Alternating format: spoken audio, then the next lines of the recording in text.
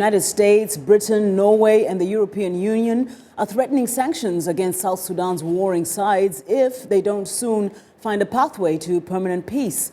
Meanwhile, the humanitarian situation is getting worse and people fleeing the conflict are struggling to cope in refugee camps across Africa. Now, the ongoing conflict has complicated the efforts of aid agencies trying to deliver food and other necessities to those in need. Thousands of South Sudanese have been displaced by the fighting and are living in various camps or heading to neighboring countries. Aid agencies are also preparing for the impending heavy rains. Now, joining us via Skype from Nairobi, Kenya, is Challiss McDonough, Senior Regional Spokeswoman for East Africa for the World Food Programme. Thanks for joining us, Ms. McDonough. Thanks for having me. So I understand one of the measures that you've had to resort to recently to provide food to those who have been displaced is dropping food from the plane. Can you expound on that?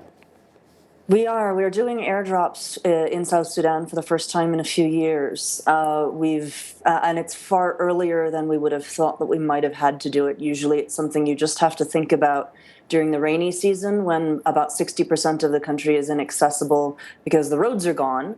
But in this case, we have just not been able to get to large chunks of the country that are particularly conflict affected because of insecurity and other barriers to humanitarian access. So we are having to drop about, in the initial phase, 1,300 metric tons of food, which is enough to support about 160,000 people for 15 days. And then we're probably going to have to do it all over again in order to be able to keep reaching as many people as we can who are stranded in remote conflict-infected communities without any access to markets which have been shut down and without any access to humanitarian assistance until now.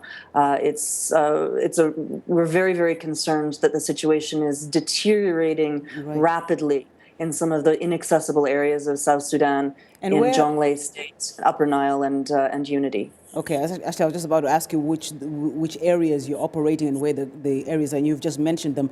What kind of food or what kind of assistance are you providing through these airdrops? Well, the airdrops, we're dropping cereals and pulses, so it'll be sorghum and split peas or lentils or some other kind of legume or pulses, and then we'll be airlifting vegetable oil, salt, and specialized nutritional commodities. That's using helicopters that can land in these areas that don't have airstrips for the airplanes to land. But the cereals and the pulses basically are so large and so heavy that you couldn't possibly carry enough of them by helicopter to these remote places. So we have to bring in an airplane that can handle 30 to 40 tons of food at a time, and we drop the food.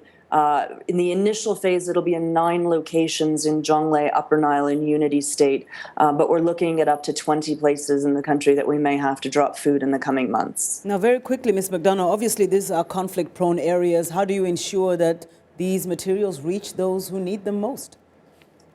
Well, we have to send in teams by helicopter beforehand to secure the drop zone, so that when we're dropping the food from the plane, we're, for one thing, sure that it's not going to be landing on anybody, because you certainly don't want the people you're trying to help to be crushed by a 50 kg bag of food.